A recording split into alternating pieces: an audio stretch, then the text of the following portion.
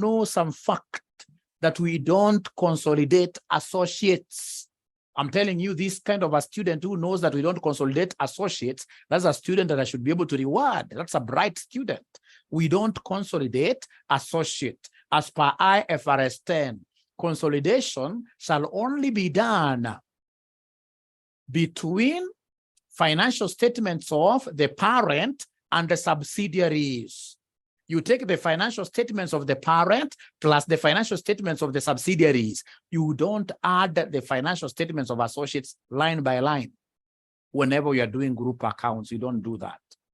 So those are good, bright students. So they have told us here, which is very important, ladies and gentlemen, is this fact here. This fact here, which is very important. Remember, we have just bought 80% of Handy. So Handy is a subsidiary, and the 40% of Comic. So Comic is an associate. And as somebody has told us, if it's a CASNEB question paper, I will delete this column of Comic, the whole of it, because Comic is an associate. Comic will never be consolidated. So, ladies and gentlemen, what do they want me to do? If you look at the question down here, they want me to prepare a consolidated statement of financial position for Laurel and its subsidiary. They're very categorical. And its subsidiary as at 31st December 2019, incorporating an associate in accordance with IAS 28, where IAS 28 basically tells us to use the equity accounting method for associates. You calculate the equity of the associate, get the total, like what I'll call value of the associate at the end of the year, at the end of the financial reporting period, as one figure. That one figure is what you take to the balance sheet and call it investment in associate. Otherwise, the line by line consolidation is only done for what year? Is only done for a group of companies, and a group of companies we're looking at the parent and who? The subsidiary alone. So then what I will do, ladies and gentlemen, Sheila is asking a very good question there. So what I'll do, ladies and gentlemen, here, it's page number 44, Sheila. So what I'll do, I will come and copy this. This is how I start doing this question. I'll come and write there the name of the parent. The parent is called Laurel. The parent is called Laurel. So we have here Laurel Group.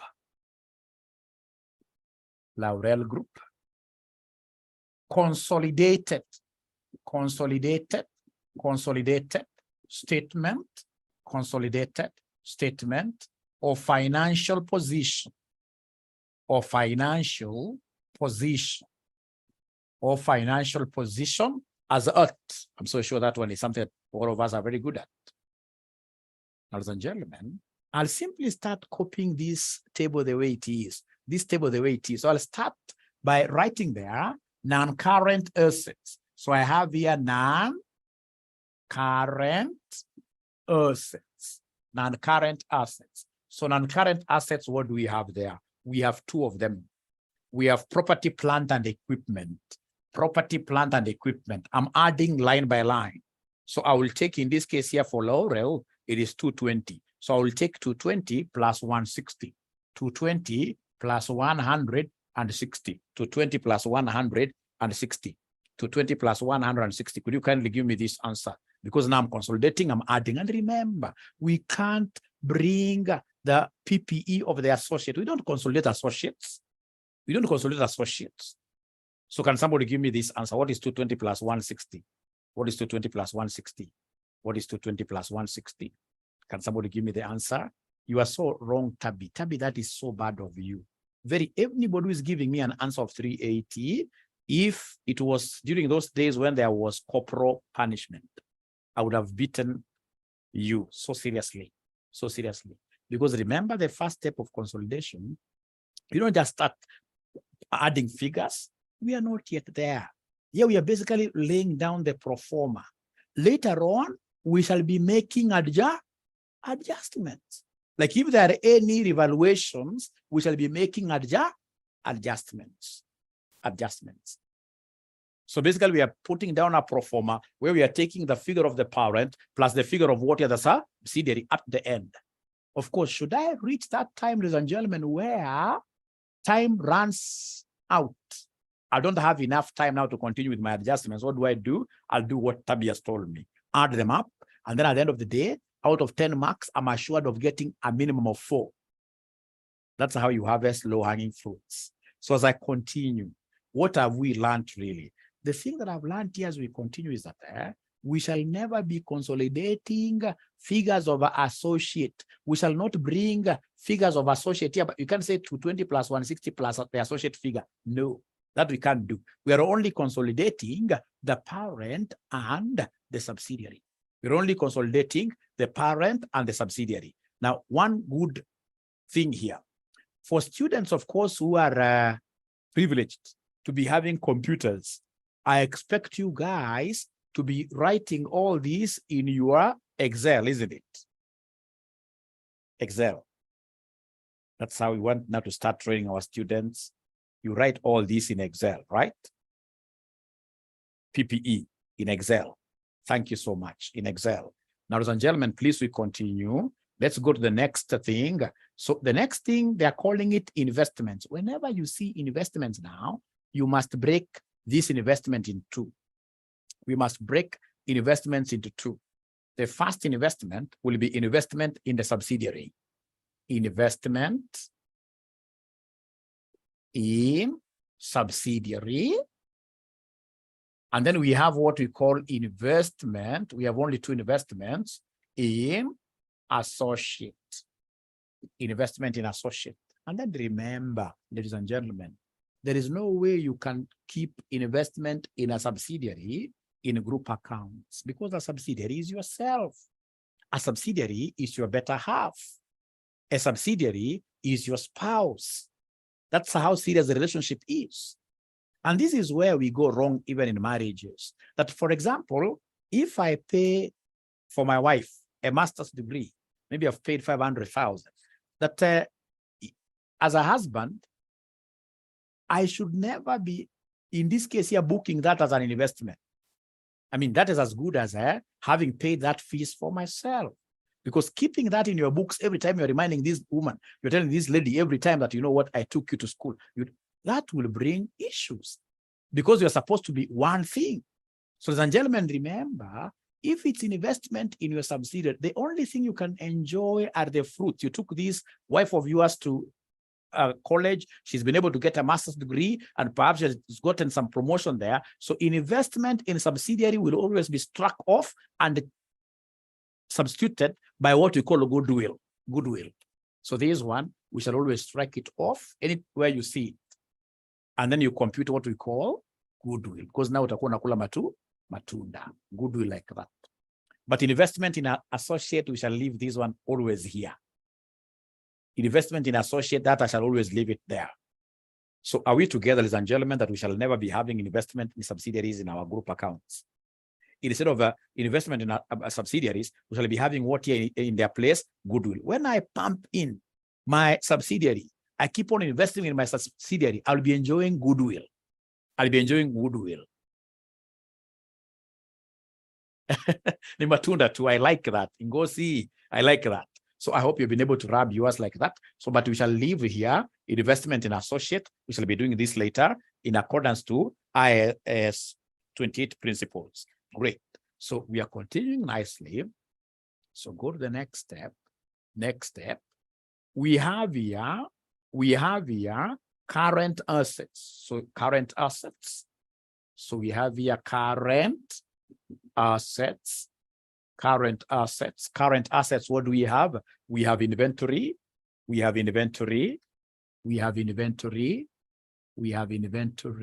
Stop video. We have inventory. So inventory, I'm consolidating, remember? So I'm taking 384 for Laurel, who is the parent, isn't it?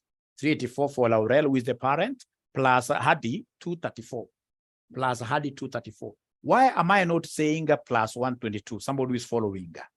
Why am I not saying plus 122? Why am I not saying plus 122 for comic? for comic. Why am I not saying plus 122 for comic? It's an associate and we are not allowed to consolidate associate figures. It's an associate, thank you very much. So we live like that and we are not picking anybody's calculator. Thank you so much. Great, you guys are really following. You guys are bright people. Now, so we go here to the next item. It's called trade receivables. So receivables. So we have here receivable. So receivables, I can see a figure over 275 and 166, 275, and then we have 166, and then we have cash at bank. So we have here cash at bank. So cash at bank, 42 and 10. 42 plus 10. So that I'll be able to have total assets there. And then I'll come and pick equity. I'll come and pick equity, of which I will start with the ordinary share capital. Ordinary share capital. This one is normally a free mark. So ordinary share capital, what do you know about ordinary share capital for group consolidations accounts? What do you know about ordinary share capital? Anybody who has an idea about ordinary share capital? That I shall always pick the parent only figure, yes, parent only. So you take this to the corner here, where now you have, in this case, your shillings or your dollars here. So in this case here, ordinary share capital, parent only. Parent only. The same case with share premium, isn't it? The same case with share premium. These are free marks normally. Share premium, it is parent only. It's parent only. It's parent only. It's parent only. All right. So, ladies and gentlemen, in this case here, what do we have?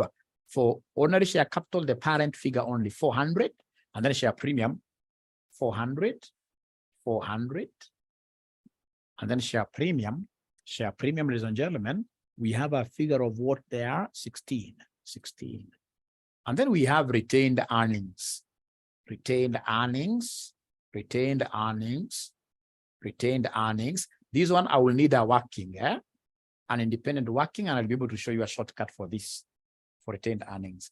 Now, ladies and gentlemen, remember, when I'm doing group consolidations, in terms of equity, we shall always give birth to a new kid. There is a new kid who will be born here. Is there somebody who can tell us, in this case, the name of this new kid under equity? Under equity, there is a new kid. There is a new kid who comes here normally. I don't know whether it's a baby girl or a baby boy. Thank you very much. It's non-controlling interest, NCI. It's a new kid. You write here, NCI. You write here, NCI. Please write in full. Non-controlling what here? Non-controlling interests. S tells us it has to be a baby girl. It has to be a baby girl. So NCI, we shall do a working for this. I may not even get time to do the working, but it's important to demonstrate broad and deep understanding of the subject. By just writing the name here, somebody may have some sympathies. I mean, it's about scaring. You can even scare this examiner just by putting some of these things there. So after equities, then we go to the liability section. Now, liability section, we normally start with non-current liabilities. So we normally start with non-current. You are following this. So we have, in this case, do we have any non-current liabilities? No non-current liabilities. So we have only current liabilities, of which we have the trade payables. So we have the trade payables. We have the trade payables. So under the trade payables, what do we have here? We have 457 plus 343, like that. So that is it. Then now we think about any adjustments that are needed. So we start now straight away. Before you compute goodwill or whatever, just go to the notes here to the accounts. So we start number one. On 30th November 2019, Laurel sold some goods to Hadi for cash for 32 million. These goods had originally cost 20. So they've given us cost, they've given us sales revenue. They've given us cost, they've given us sales revenue. So whenever I see cost of goods and I'm seeing revenue, then I should be able to compute profit. Who knows the formula of profit in this case? Whenever I see cost and revenue, to get profit, I will take revenue minus the cost. So for these goods, in this case that were sold internally, the fake goods, fake sales sold internally, I sold these goods in this case here for 22 and they had cost for 32, and that cost me 22. So what is the profit there, somebody? What is the profit there, somebody? Somebody is following. Because I'm seeing cost and I'm seeing revenue. I'm seeing a profit of 10.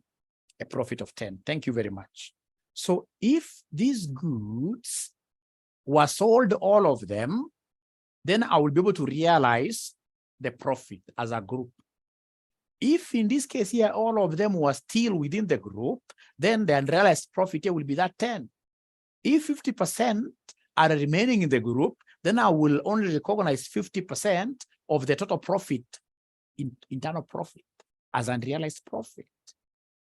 So remember here, the examiner wanted to run away from this concept students are always used to, the one of computing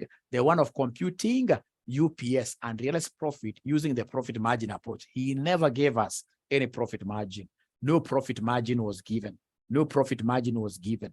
No profit margin was given. So in this case here, what he did, ladies and gentlemen, was to give us, he told us on 30th November 2019, Laurel and sold some goods to Handy for cash, internal revenue, internal sales. Handy, or rather Hardy and Laurel, these are parent and, I mean, you are supposed to parent your kid 100%. Don't sell goods to them. Even when, for example, you are too old, don't sell assets to them. If you sell to them, you are just getting money from yourself. That's fake sale. So fake sales must be canceled. But now remember here, we are not doing an income statement. So in the balance sheet, what basically I'm interested in is unrealized profit on this stock. These goods had originally cost 22 million and none had been sold by the year end.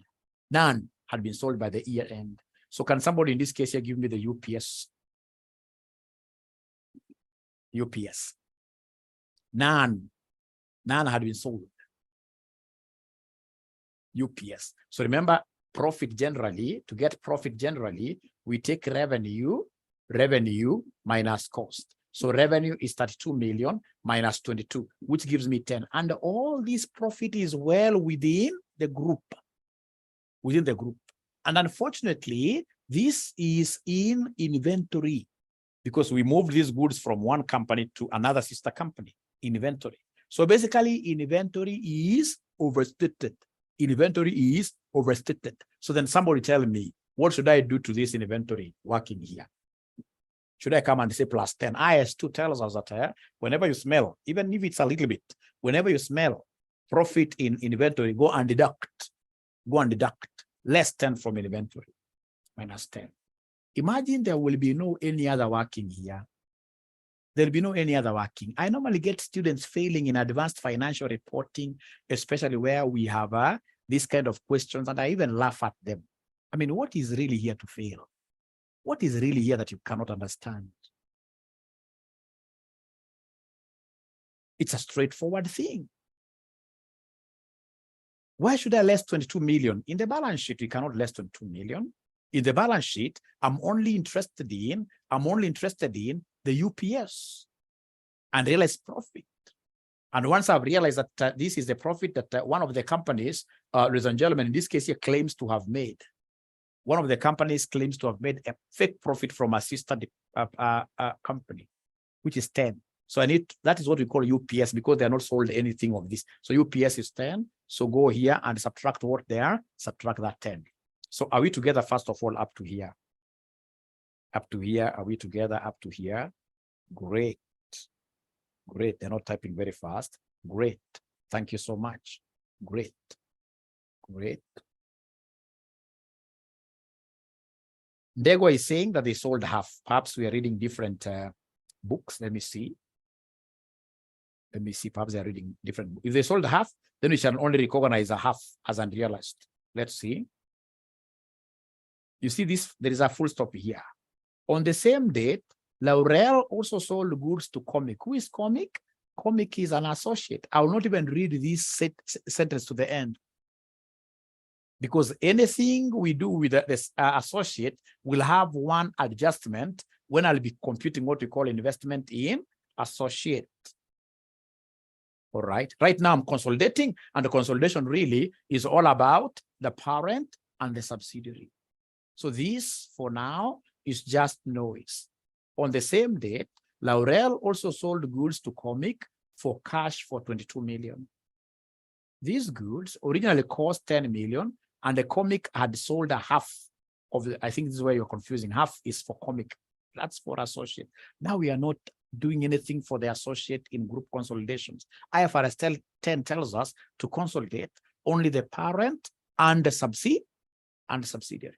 For now, we're not touching associate at all. And even myself in an exam, chances are I'll not even do the investment in us. I'll not have that time. I just consolidate alone, do the consolidation. So now I hope we are together up to there, all of us. I hope all of us are together up to there. Great. So then we take on the next thing, note 2.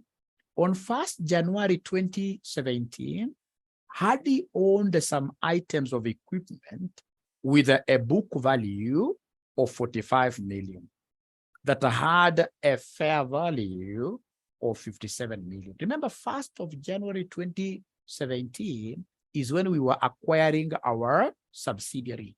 We acquired the subsidiary on 1st January 2017. So on this acquisition date, ladies and gentlemen, we had an item of plant whose carrying amount was 45 million. Carrying amount was 45 million. And then the fair value is 57. So then you as an accountant, when you go and realize this is the carrying amount, 45, fair value is 57 on the date of acquisition, what should you do? What should you do? What should you do? Carrying amount is 45, and this item fair value is 57. You revalue. It's a revaluation. We revalue. And this will be a revaluation upward, because what we have said is that whenever the fair value is at the roof, whenever fair value is bigger, then that is a revaluation upward. So then, ladies and gentlemen, could you kindly give me this revalued amount? Yes, or fair value adjustment? Yes. So what is a revalued amount? Is there somebody who can give me the revaluation? The revaluation, and this is up. It will be 57 minus 45, which gives me how much? 12. So then if it is a revaluation upward, we know that our assets, of course, are understated. We need to come and behave. So we need to come and capture this like a new value. So in the PPE, you say plus what here, somebody? Plus 12. In the PPE, you say plus 12. You increase the PPE by the revalued amount. If, for example, the fair value was less, if the fair value was less than the carrying amount, it would have been a revaluation downward. And if it's revaluation downward, what do? You subtract. If it was 12, I would have said minus 12, minus 12, minus 12, minus 12. So you must really be very keen here. See where your fair value is. Fair value is the same as market value. When market value is higher than the book value is the same as carrying value, then that is a revaluation up.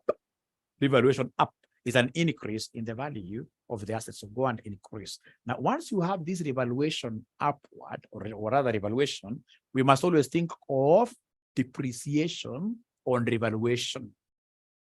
Depreciation on revaluation. My I can see a very good question there. Depreciation on revaluation. Sorry, just 1 minute. 1 minute, just a minute, just a minute. Great. So, ladies and gentlemen, from there, I would want somebody to help me now calculate this depreciation, depreciation on revaluation, depreciation on revaluation. This is not an easy one, but of course, with my explanation, you'll be able to understand. So depreciation on revaluation. This is very easy, because what I'll do is to take the revalued amount or revaluation, you divide by rule. You divide by rule, where rule is the remaining useful life. Rule is the remaining, think sun, S-U-N. So you take the revaluation over the remaining useful life. So revaluation, ladies and gentlemen, what do we have for revaluation? You have given me 12. And what is the remaining useful life? Let's read together this. Remaining useful life. So the remaining useful life, ladies and gentlemen, that I have here if we read this together, we are saying here, on 1st January 2017, Hardy owned some item of equipment with a book value of 45 million that had a fair value of 57 million. These assets were originally purchased by Hardy on 1st January 2015 and are being depreciated over 6 years. Remember, 6 years, these are what years? So we have two dates here actually. We have in this case the very original date when we purchased this. It was 1st January 2015. And then we did a revaluation on 1st January 2017. All right. All right. So, ladies and gentlemen, please listen and listen to me very well. Please listen and listen to me very well. This is very interesting and it confuses students. It has never confused me. It can never confuse me. I'm never confused with easy things. Never. So you see, this asset here, they have how many years? 6 years. The useful life is 6 years. By the time we are revaluing them, how many years have passed? So it is 2015 because we started from 1st January. It is 2015, the whole of it. And what year somebody? 2016, the whole of it. Don't count 2017 because 2017 is at the very beginning. So by the time we are revaluing this thing, we have already consumed 2 years. 2 years. So then what is the remaining useful life? What is the remaining use? Because already we have extinguished 2 years. So the remaining useful life is 4. The remaining useful life there is 4. The remaining useful life is 4. And then, ladies and gentlemen, remember, after that, we want what we call cumulative depreciation. So we must come here and multiply this with what we call the DOF minus the DOA. The DOF minus the DOA. We must get the time period here. DOF, for the students that I've never taught before, DOF stands for the date of the financial statements. Date of financial statements. DOA stands for date of acquisition. Date when we acquire the subsidiary. So because I want, you know, this 1244 will give me 3. I'm depreciating 3 for each year. 3 for each year. But you know, they want cumulative here. They want cumulative. So I want to know how many years that I stayed with this subsidiary. So in this question, we know that the date of acquisition is 1st of January 2017. This is the acquisition date. How about the date of the financial statements? How about the date of the financial statements? How about the date of the financial statements? So the date of the financial statements, ladies and gentlemen, we are given here, the statements of financial position for the 3 companies is 31st December 2019, 31st December 2019, 31st December 2019, 31st December 2019. So remember, this is the DORA and this is the DOF. DOA and DOF. So could you kindly count and tell me the number of years that we have in, or the number of months? I want years really. I don't trust any lady with counting time. They never get it right. I don't know why. They never get it right. You'll see even here. They don't get, no lady can ever get this right. Let's see. Men, I know men will get this very correctly, very fast. But ladies, like Indego has gotten, yes.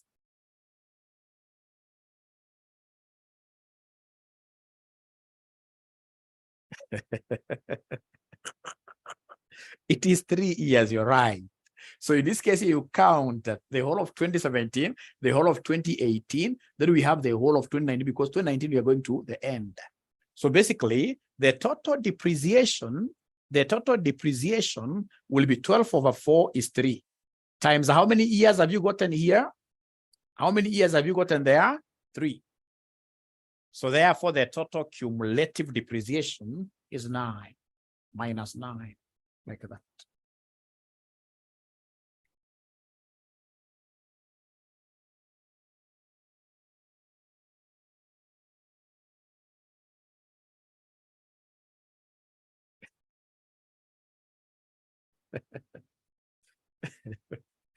Great. Great. They are saying repeat, repeat, repeat, repeat, repeat, repeat, repeat, repeat, repeat. Now, the first thing is for you to appreciate here this thing. The revalued amount, of course, is 12 over the remaining useful life. Remaining useful life. From the date of revaluation, moving forward, how many years do you have? How many years do you have? So, ladies and gentlemen, can even come here. I'm so sure this is something, if you take your time a little bit, maybe later on, I'm so sure with the video, it is something that you guys will be able to understand. It's not really a big thing, because when we talk of remaining useful life, this asset, when we bought it, it had 6 years, and we bought it here, 6 years. And we came and did the revaluation on 1st January 2017, when we were doing the acquisition of the subsidiary. That's when we acquired the subsidiary. And that's when we did revaluation. So then between here and here, how many years do we have? We have, in this case, ladies and gentlemen, the whole of 2015, the whole of 2016. Don't count 2017 because it's the beginning. So by the time we are doing revaluation, already 2 years have lapsed. So then the remaining useful life will be 4 years, because it is 2 gone out of the 6. So now remaining useful life is 4 years. That's how I got this for 12 over 4. But you see, 12 over 4 is 3 per annum. And ourselves, ladies and gentlemen, we want to get cumulative depreciation to date, to the time we are doing the financial statements. And how do we get this cumulative period? You take the time of the financial statements, the date indicated there, minus the date of acquisition. The date of the financial statements is this, 2019. And the date of acquisition is 2017. If you count in between here, you are getting how many years? 3 years. You're getting 3 years. This confuses students. I would want you to go and rewatch this video, not once, not twice, until you master. It's just one logic. You master this. You master this. What about?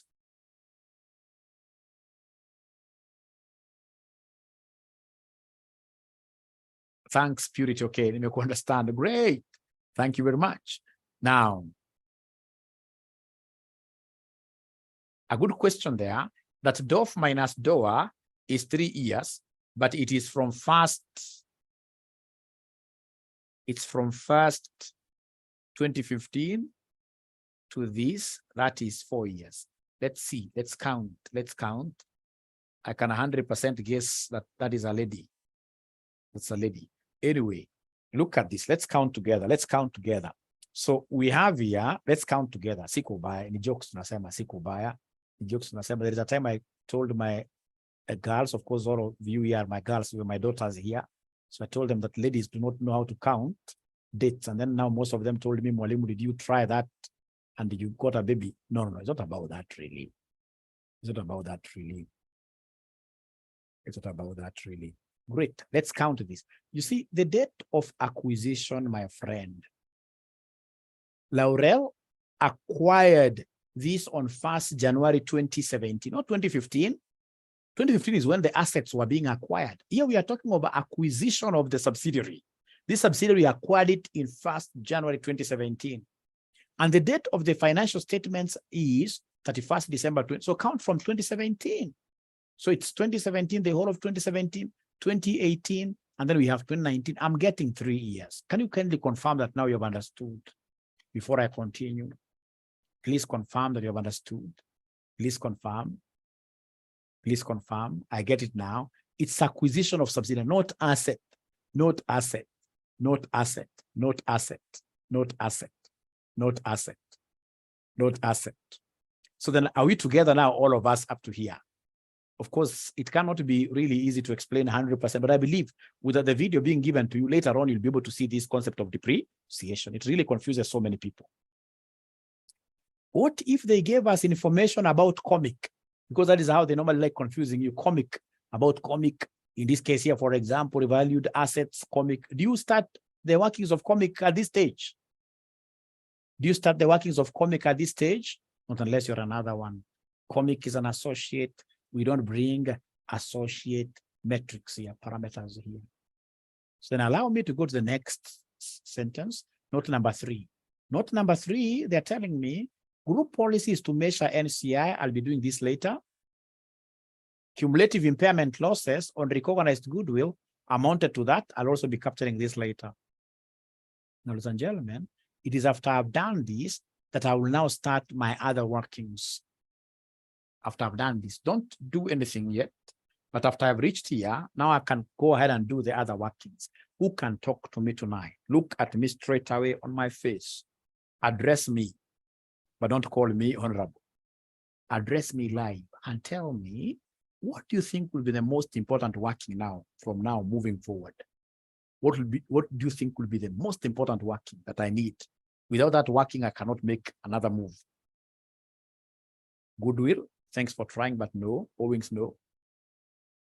NCI, no. Net assets of the subsidiary. Net assets of the subsidiary. Who is this who answered that question? I need to give that guy a present. Who was the first guy to get these net assets of a subsidiary? Net assets. No, what is the name of this guy? It's Elizabeth. Wow. Elizabeth, can you kindly put your number there during our, let me send Elizabeth something. Let me send Elizabeth. This is impressive. I mean, those are the students now. So net assets. So now we're looking for net assets. Even if you understand nothing about this, just go ahead and scare the examiner. Write this in capital letters. Scare this examiner. Scare this examiner. Scare this examiner. Write in capital letters. How I wish my board was big enough. Net assets of the subsidiary. So in this case here, I have the net assets at the date of acquisition and net assets at the date of financial statements. So is there somebody who is able to remind us? Is there anybody who is able to remind us, ladies and gentlemen? Is there anybody who is able to remind us, ladies and gentlemen, the equity components? Remember, we're talking of equity components. What should I write here, somebody? What should I write here in this table? This important table. Ordinary share capital. Thank you very much. Ordinary share capital. We have share premium, share premium, share premium. We have retained earnings, retained earnings. We have retained earnings, retained earnings. We have revaluation, but we call it fair value. Here, if you want to scare the examiner, you call it here fair value adjustment. That's how you call it here. Fair value adjustment. You call it fair value adjustment. And then lastly, depreciation on fair value. I think I need to give somebody a present. Depreciation on fair value, depreciation on fair value adjustment. And then there is this student who does not want me to know their name. This student in this case here who is using SIP. This is a very bright student. She has known something that most of us would not have known. She has known that if we have UPS, remember we have got UPS upstream, UPS downstream. Which UPS do we normally bring here? Which UPS do we normally bring here? Is it UPS upstream or UPS downstream?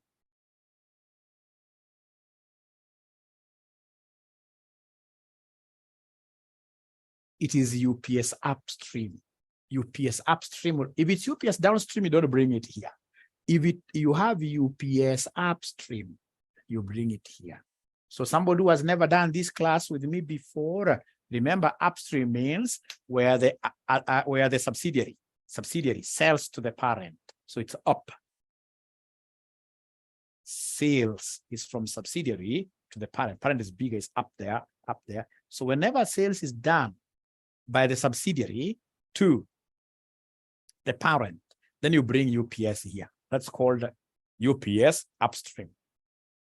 UPS upstream. And realized profit, yes. Ladies and gentlemen, please, in this question, could you kindly tell me what kind of UPS do we have? Of course, we have UPS. Is it downstream or upstream? Let me see. What kind of UPS do we have?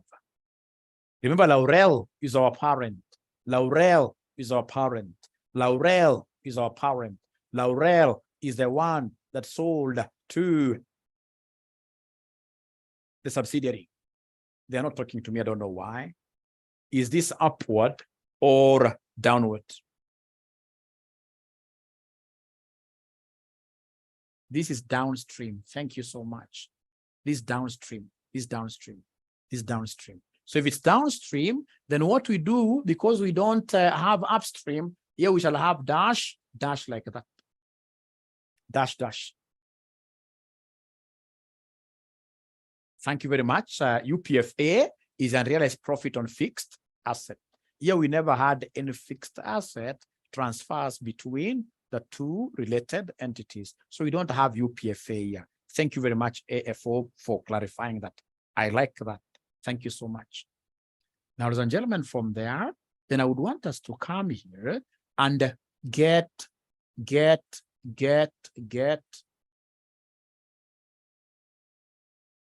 No, don't be sorry. Never be sorry. Never be sorry. Just be a nice girl.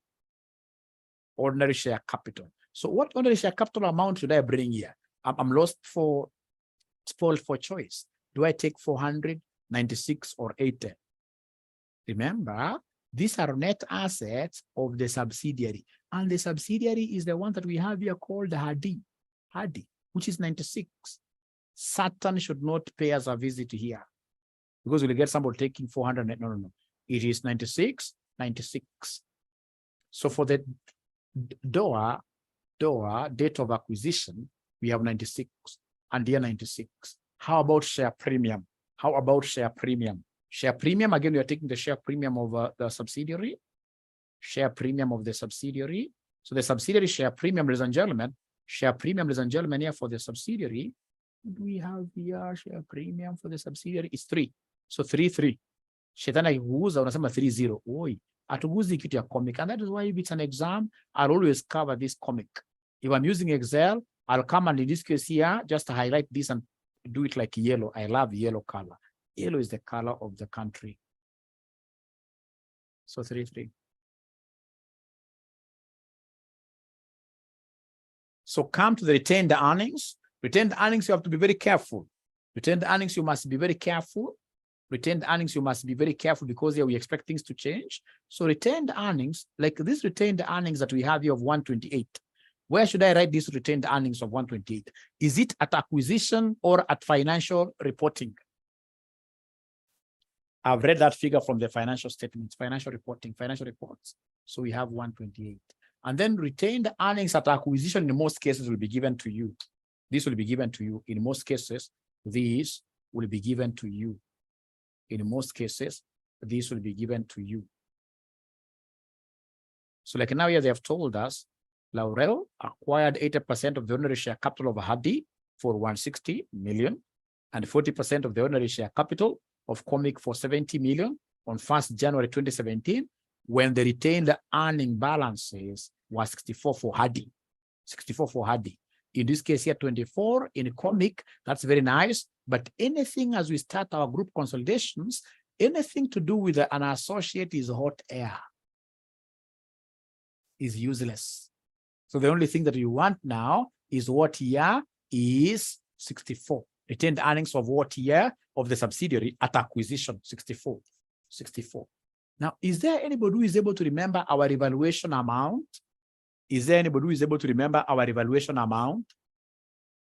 12, right? So it is 12 there. Remember, evaluation amount is the same. How about depreciation on fair value adjustment? This is dash. I'll put something here. Is there anybody who is able to remember? The total depreciation.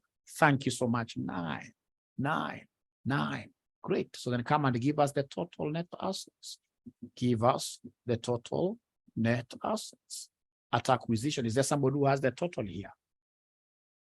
At acquisition, is there somebody who has the total here?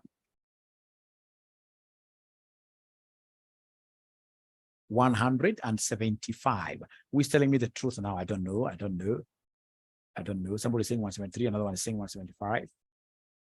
How about UPS? So remember what we said about UPS. If it is UPS, here we have a downstream UPS, it doesn't affect us at all. If it was upstream, where the subsidiary sells to the parent, then I would have brought the figures here. So 175. So this is 175. How about this one here? DOF. Is there somebody who can get a DOF? DOF, I'm being told, is 230. 230. Again, remember that this depreciation you subtract. Depreciation we subtract. Nancy, depreciation we subtract. Depreciation we subtract always. Depreciation we always subtract. So you subtract, what are we getting? Somebody there? Somebody. When you subtract, it's 230, isn't it? Depreciation you subtract 230. And then now the difference between these two, numbers, those two numbers, normally we give it a special name, PAP. So PAP stands for post-acquisition profit. PAP stands for post-acquisition profit. So 10 is giving us 220. I don't know how they're getting 228 really. So PAP, I'm being told that PAP is 230 minus 175, which is 55. PAP is 55. PAP is 55. So please don't forget that depreciation is normally subtracted. I know that is where the difference is coming in. Depreciation is supposed to be subtracted. Now, once we get this post-acquisition profit, what do we do with it? 64. Retained earnings. 64 is retained earnings. 64 is retained earnings at acquisition. 64 here. Retained earnings at here. Retained earnings at acquisition when we are acquiring this subsidiary.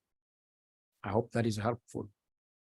So we allocate this, isn't it? So we share. So you give us out of this, give us the parent share. The parent share. So the parent share, remember the parent has got what percentage? The parent has got what percentage? The parent has got what? 80%. 80% of 55. 80% of 55, that gives me 80% of 55. That gives me 44, isn't it? That gives me 44. Thank you so much. From there, of course, because the parent has got 80%, there must be another stakeholder who has the other percentage. What is the name of the other guy? The other guy. It's NCI. NCI. So you talk of NCI's share. NCI's share, it is 20% of 55, which will give me what there? 11. Which will give me 11, isn't it? Which will give me 11. Which will give me 11. 11. Thank you so much. Thank you so much. Now, ladies and gentlemen, up to here, I'm so happy. But now, I would want somebody to talk to me again tonight. Macho kwa macho. I would want somebody to tell me, what do you think will be the next working for us in this case? After getting net assets of the subsidiary, I'll be able to get the PAP goodwill. I'll not go for goodwill that fast. I will go for NCI. Is easy. NCI. I'll go for NCI. Is very easy. NCI is very easy. So I'll come and give them NCI at reporting. I'll give them what we call NCI at reporting. Let me pause a little bit and ask students who are writing this in Excel, are we together up to here? If you're writing in Excel, or am I too fast? It's very good for you to give me the honest opinion. Are we together up to here? Great. Great. Thank you so much. Thank you so much. Thank you so much. Very together. Thank you so much. So then NCI at reporting, this will be equal to NCI at acquisition. NCI at acquisition, is there somebody who is able to see NCI at acquisition? Is there anybody who is able to see NCI at acquisition? NCI at acquisition, yes, they have told us. The group policy is to measure non-controlling interest at acquisition at fair value. The fair value of NCI in Hardy on this is 39 million. So this is 39. So NCI at acquisition. So NCI at acquisition is 39. And then, of course, we expect these guys here stomach to become bigger and bigger as a result of what here? What will decrease this NCI's value? What will increase this NCI's value? The PAP, isn't it? So in this case here, PAP. So we have here PAP. So share of PAP. Share of PAP. Share of PAP So share of PAP, you guys give me a figure. I've forgotten the figure. Mulipata ngapi? 11. 11.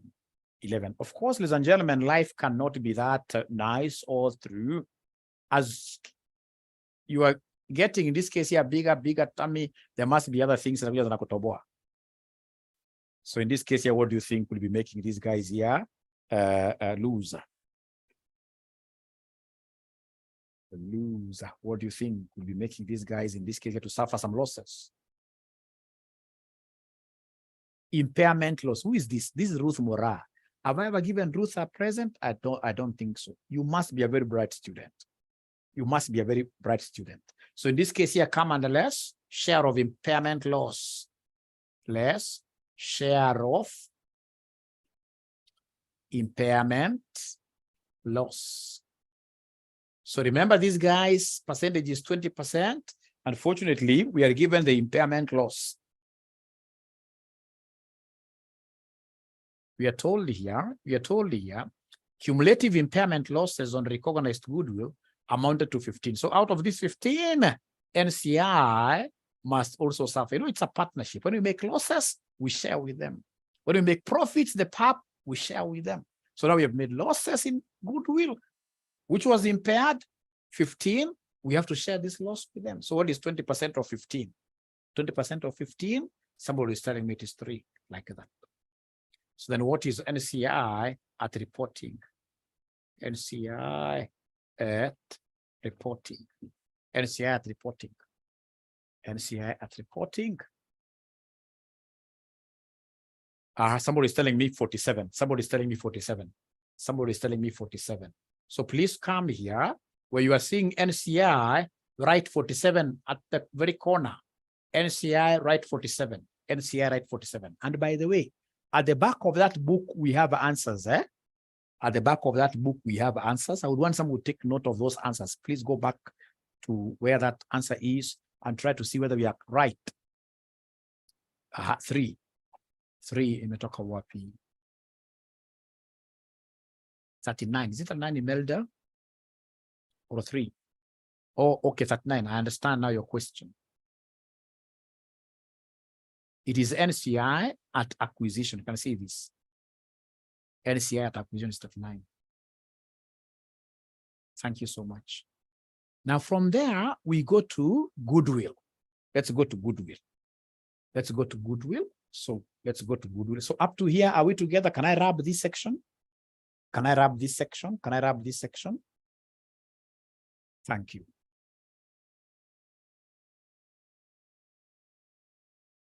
So goodwill, because I'm seeing in the question they have given me NCI information, I'm going to use full goodwill method. Full goodwill method.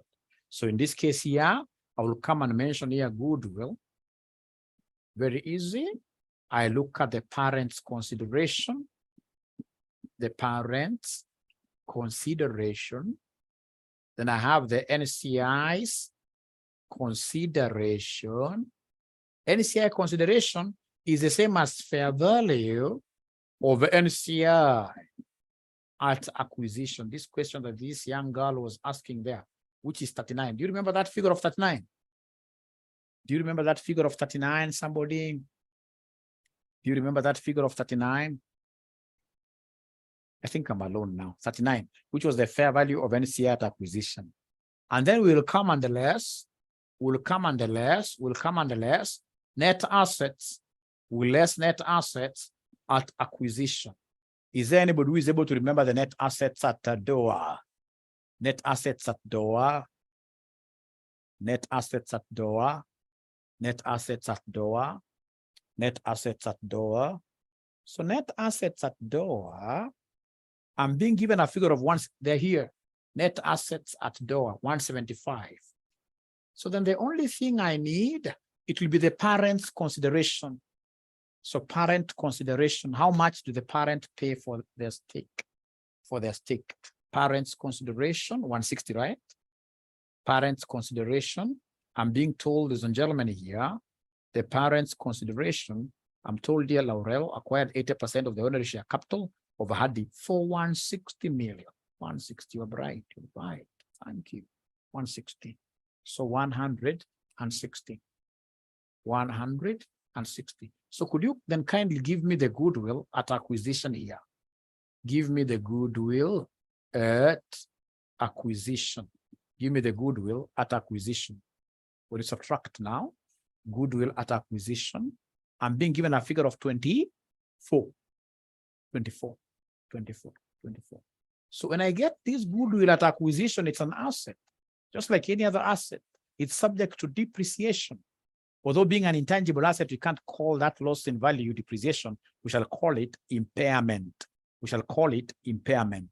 We shall call this impairment. So less impairment loss. Is there anybody who is able to remember what the impairment loss is?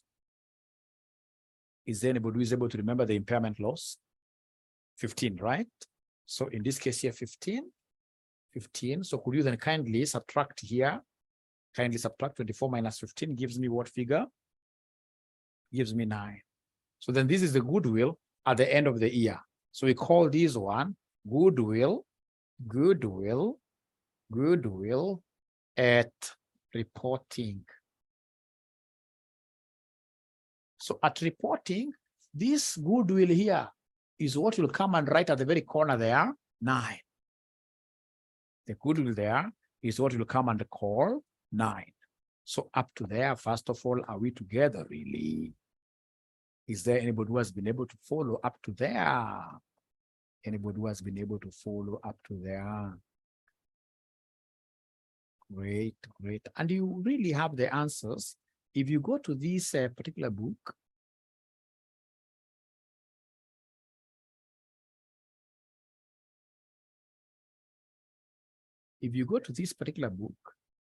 Laurel, let me just say control find.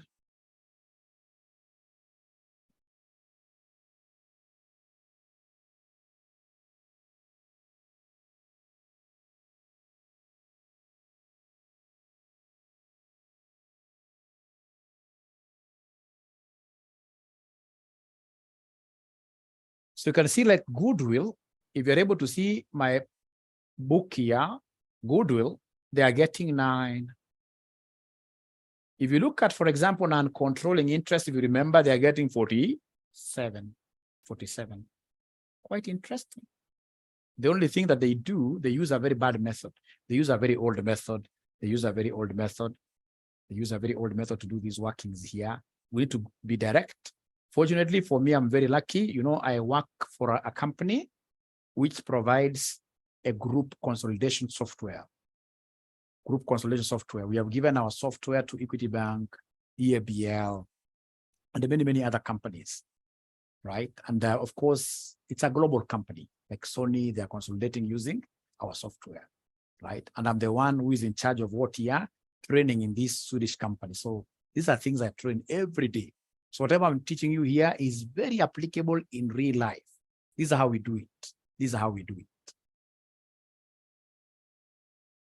it every day. And we do a lot of consultancy, even yourselves. If you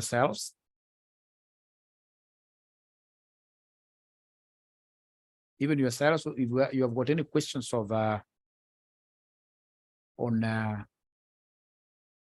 consolidation, I can see there are so many questions. How comes NCI yangu ni 35? NCI. Let me go back a little bit. Is it your network which is disturbing or something? I don't know. Because you see, like NCI,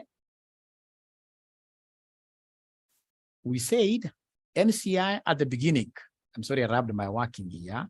NCI at the beginning, NCI was 39. And then we gave them some profits. Do you remember the profits we gave these guys?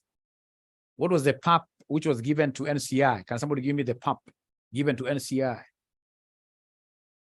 11, isn't it? So you take 39 plus 11, and then you subtract share of what year? The impairment loss. Remember, impairment loss was 15. So these guys, you give them what year? 20%, 3. So if you take that 40 minus 3, that's how we got, is it 50? 50 minus 3. So we got 47 for NCI. Now, some questions students are asking here, students are getting confused a little bit in terms of goodwill here.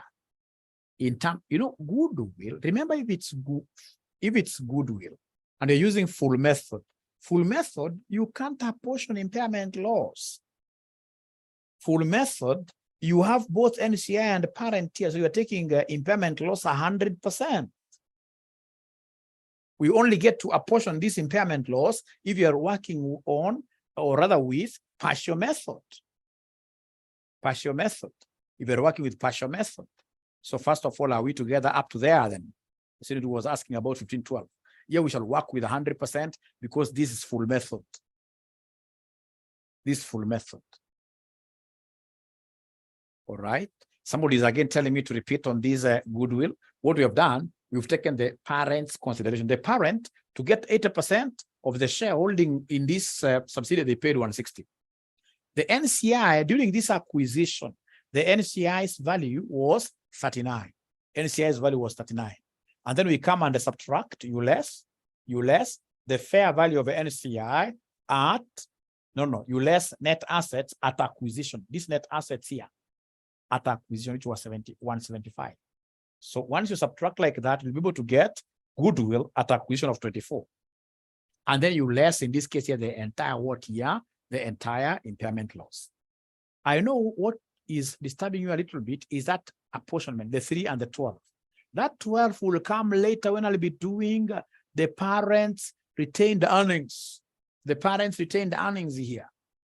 I'll be booking the 12 later, but for goodwill computation, if it's full method, good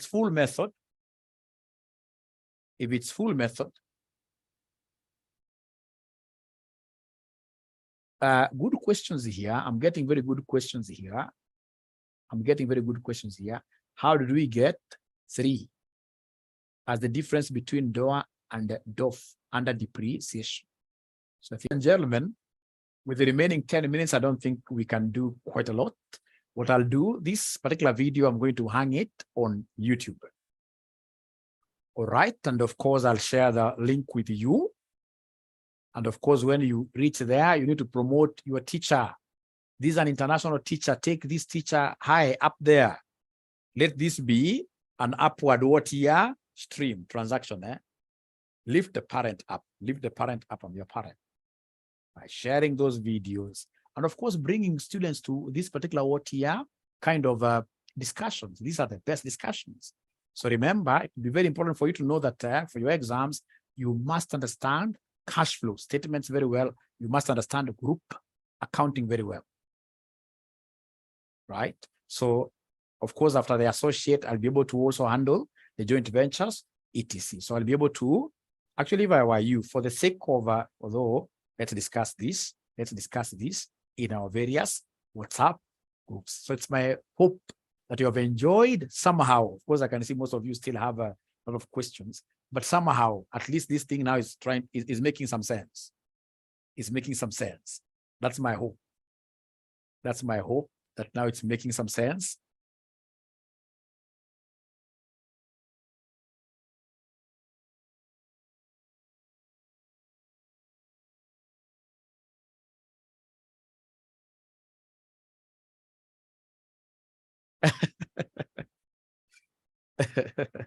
International it is. International it is, yes. Lazima muinuke, we shall overcome. What is your channel's name? Joshua Aura. Just look for Joshua Aura. You'll be able to get me there. Joshua Aura. Yes. Great. From Southern Sudan, Joseph Thorn. Thank you very much. Thank you very much. Great, great. From Dar, you can see HP already. From Dar es Salaam. Great. Yep. We haven't done investment in associate because I would need like an hour, all right, to just concentrate.